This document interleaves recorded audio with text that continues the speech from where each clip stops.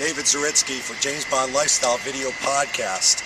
Well, first of all, I want to apologize. I have laryngitis or pharyngitis or tuberculosis, something like that. But we're going to push through with this podcast because it's one of those podcasts that I've had a lot of requests for.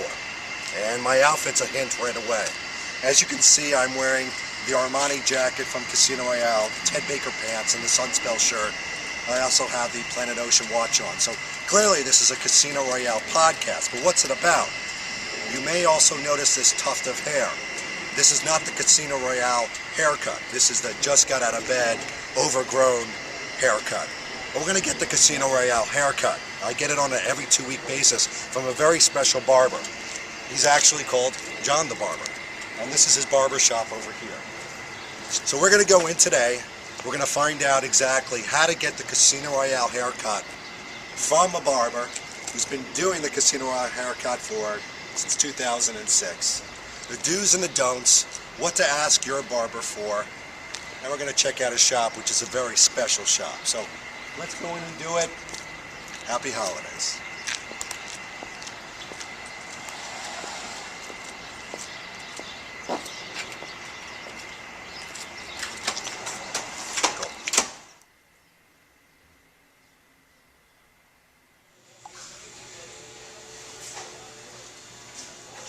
Well, folks, this is it, the Gentleman Mecca, John's Barbershop in Newtown, Pennsylvania, and right over here is the man himself. Hey, John, how you doing? What's going on, Dave? Welcome, how you doing, buddy? Thanks for doing our James Bond podcast. No problem. Real quick history, I've been going to John for more years than I care to admit, and I think it was 2006, I came to John with a picture of Daniel Craig's haircut for Casino Royale, and being a big Bond fan, I said, can you do this? And he said something like in your sleeve. Yeah, absolutely. It's a pretty standard haircut, right? It is pretty standard haircut. It kind of evolved over the years. It did, and he's made updates. So today we're going to go over the do's and the don'ts, and how do you ask your barber, who's not going to be as talented as John, but they can try, to really give you the Casino Royale haircut. So I'm just going to hang up my jacket, and we're going to get started.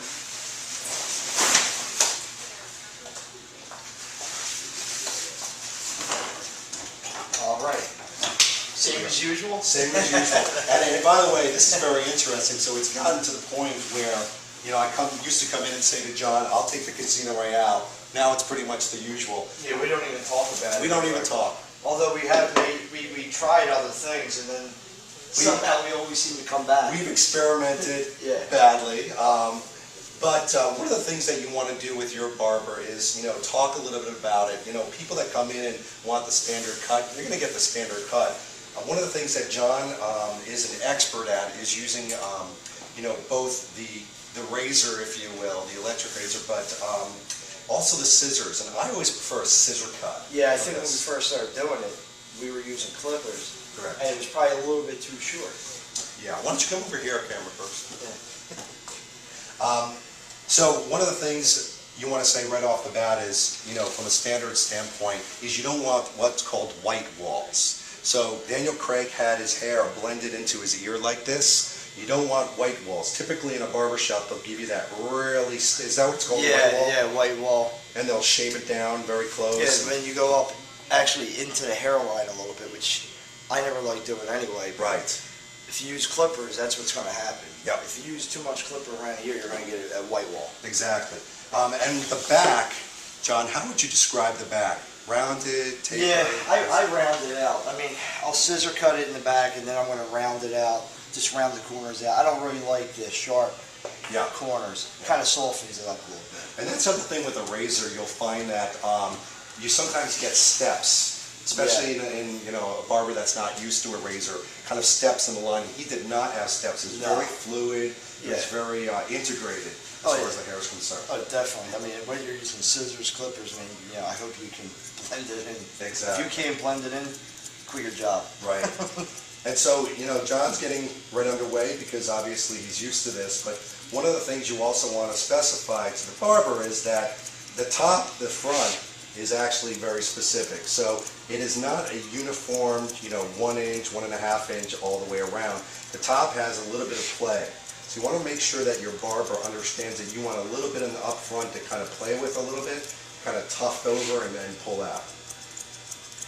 Yeah, usually what I do on the top is I just blend it right into the crown, and then as we get to the front, it gradually gets longer as I get to the front. Right, exactly. And John, is there, I mean, in standard barbershop talk, is this haircut called something? Is it No, I don't. specific? Nah, I wouldn't say there's a name for it. The best way to describe it would be probably like a short scissor cut on the sides and back, blended into the top, and shorter in the back and gradually longer as it gets to the front. That's how I would describe it. So There's that's, definitely no name for it. use John's 7-second descriptor, because mine was, about 30 minutes long. His is the correct way, believe me.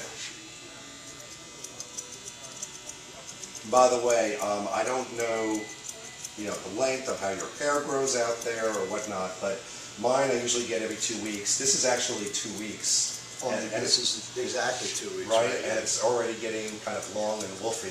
Well, yeah, that's for sure. When short hair grows out, obviously quicker than the long hair does. Right. You notice it more. Right. If you have long hair and it grows a quarter inch, you don't notice it. But with a short haircut, quarter inch makes a big difference. Huge difference. Oh yeah, absolutely. And if you got a few grays in there, they start to poke out before any of the other hairs. Yeah, they get a little wiry, those son of a guns. Yeah. They do. I always say it's like barbed wire. they already poke out. Everything else lays down nice, and if you don't put any product in there, they're not going to lay down. Yeah, and we're going to talk about product towards the end there. There's some things that are better than others for this type of a haircut, so we'll get to that. All right, so John is well underway, as you can see, and the scissors have been going furious. And by the way, we should also talk about length of the sideburn area, if you will, too. You don't want to go too short. So there are some barbers that will kind of do it in line, with this. You don't want to do that. You also don't want to have mutton chops. So John eventually will kind of clean these up a little bit and make them look a little less wolfy, a little less Hugh Jackman, a little bit more Daniel Craig-ish. I leave the length on them. Yeah. I definitely do not cut it short, but you want to thin it out and take care of all the bulk. So you can see this is a live video. We've got phone calls coming in and everything. Yeah. So I'm just taking a 1.5 blade and just tapering in the sideburns. And other than that, that's really the only thing I use the clipper on. Is just to take the bulk out of there, and then we'll shape it up later.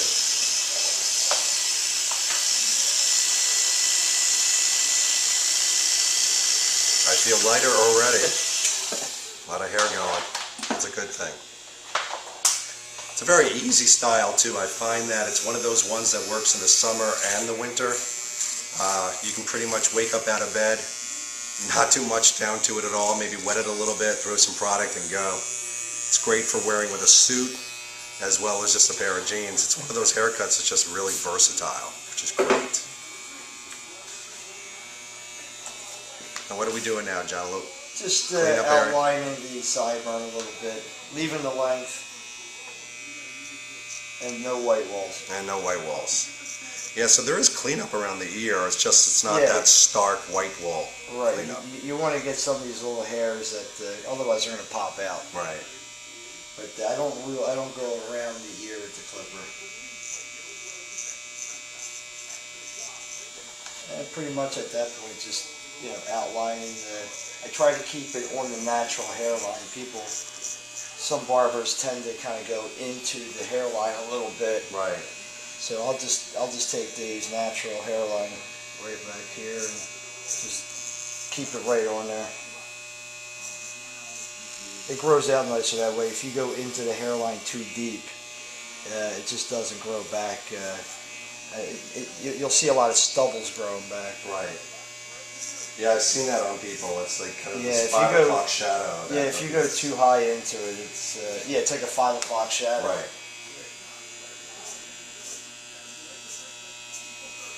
And I'll just round out the corners a little bit. I never really liked having that hard point. Yeah, that's a very good point. I mean, you don't want the point, but you certainly don't want the flatness either. Like some people get like a flat back. Yeah, we definitely go straight across the back and then just kind of soften up the corners a little bit. Just slightly, because if you go too much, then you're going to go into the hairline. Yeah. And same thing on this side, just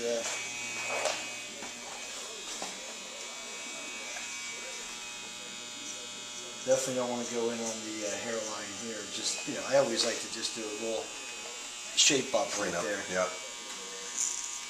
Leaving the length, and then very lightly just kind of getting some of the hairs. Because they'll be hanging over the ears if I don't clean them up. Yeah. And that's pretty much it as far as the clipper goes. I'm done. The clipper goes away. Yep, that is it. Very little clipper. All right, let's get to the top.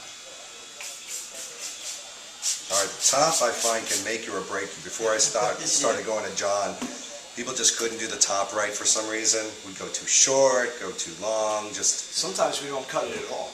Sometimes we don't cut it at all. So really the barber should take a look and assess it more than anything. Yeah, because you're here every 2 weeks, so sometimes, hair doesn't always grow at the same pace. Right. And is it seasonal? I mean, does it grow more in the winter, more in the summer? Or? I feel like the summer hair grows faster. Right. I don't know why, but there's just times where we'll just do the top and we'll leave the front. Yeah. Today, we'll probably take a slight bit off. Mm-hmm. Not a chunk. Right.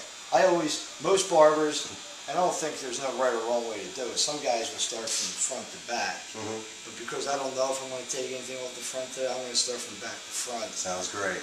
And that's usually I start back at the crown here, and I'll just take off.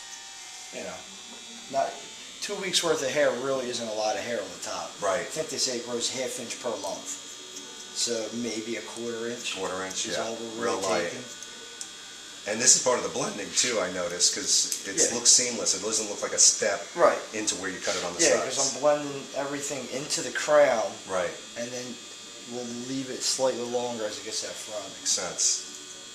And I think last time I cut your hair, we did trim. I think we trimmed the front last time. Yeah. So. By the way, this is probably to some of those viewers out there looking like a very standard type of thing. But if you think about it, Daniel Craig playing somebody from MI6 is supposed to blend in. I mean, he's supposed to look like an everyman. So this is, not an unusual haircut. There's no lightning bolts, carved into the side of my hair. No, I mean, it's a scissor cut on the sides and back. Yeah. But, we tweak it a little bit. We do. We add that certain 007 type of attitude to it. That's the secret sauce. That's like Kentucky Fried Chicken for John. Can't talk about it. Most haircuts you get are cut pretty standard. Right. It's really more in the styling than the cut. If everything's cut evenly, you can do almost anything with it. Yep. As long as if it's too short, then it's one thing. But if you leave enough hair, you can really play around with it and do anything you want with it. That's right. Make it business or make it a little bit more a pleasure. Absolutely. By the way, speaking of pleasure, when you have the presence of mind and you're in the area and come to John's shop here in Newtown, Pennsylvania, it's amazing because you sit down. Now it's a little early. It's 8:30 in the morning, but John has a what do you call it? A beer meister? Kegerator, beer meister. He's got a different beer almost every single week. Yeah, we go through every 3 weeks. It's not that much drinking going on. Okay, stand corrected. But every 3 weeks we get a new keg, and we try to stay seasonal. Right now we have a winter lager on. Perfect. So what happens is you come in here, you sit down, maybe they're not ready for you in the chair, you can sit, watch one of the flat screen TVs in sports, play a little Wii, and drink a delicious cold beer or beverage. It's fantastic. Yeah, it's pretty laid back. Yeah. In fact, you could really do the James Bond lifestyle by booking and getting a hot shave as well, correct? Yeah, we have a guy in here that he's an expert at it. I'm telling you, Vinny's his name, and he's good. I've seen him take guys coming in with big beards and with just a few strokes. No blood, nothing. Just no blood's a good thing. No blood. Yeah, there's enough of that being spelled outside. But it's great. If you haven't had a hot shave, I highly recommend you do it at least once to experience it. Yeah, I don't know. Pop and circumstances. It's not something you're going to do on a regular basis. No. It's more of a treat. Exactly. So now I'm getting to the front. Okay. I did everything blends in. We're just going to take whatever I took off the top, I'm going to do even less in the front. Right. A lot of times I'm just picking up and just kind of nipping the edges a little bit. Yeah. Just to keep everything even. Nice and tidy. And really, we don't like to go any shorter than that. This way, Dave has an opportunity to, go business or bond. I don't know, whatever you want to do. Or a little bit of both. Sorry, couldn't resist. It was like a gift he gave me. This is one of my favorite parts of the whole haircut. It's relaxing. He's got hot lather now. He's going to put it on the back of the neck. And he's going to shave that puppy down so I don't look like a hairy bear. Most barbers are using electric clippers to do the neck, which is fine. There's nothing wrong with that. But and I do use electric on Dave's neck, but at the very end I finish it off with a straight razor. It probably gives you an extra day or two before the hair goes back. Nice. Finishes up the cut. Just feels good too. I mean, you got that smell going on, a typical kind of Pinaud's type smell, and it's nostalgic. It's nostalgic. I mean, it's part of going to a barber shop, doing anything gentlemanly like this. It's part of the pomp and circumstance and experience. Well, it's cool just because there's not many places that do it anymore. It's true. Most places you walk into, and look, I used to do this too before I went to a barber shop. You go in there, you smell perm. Yeah, you have that awful woman's perm. Where in smell. here, there's more of a Pinaud, yeah, talcum powder smell. And now witch hazel. Which I is finish it off just with a little bit of witch hazel. Which is such old school. It's phenomenal. Yeah, totally natural. It's just astringent. It's not an aftershave. It just cleanses you. Just cools and basically, right it just pulls all the dirt and everything out of your pores. Yeah, phenomenal. And I guess there's a little smell to it, but within a second or two, it just dissipates. That's great. It's not like an overpowering product. Exactly. Now, if you come on over here, the next kind of move that we're going to be making is obviously product. Right. And not just any product. There's actually some recommended product. John, why don't you go over what we're going to use and maybe some of the do's and don'ts and things like that. Yeah, we're going to use a cream, and we found that paste are usually too heavy for you. Right? That's right. That's right. Your hair's thick enough. Paste usually thickens it up even more. Yeah. So I like something loose, something that you can spread.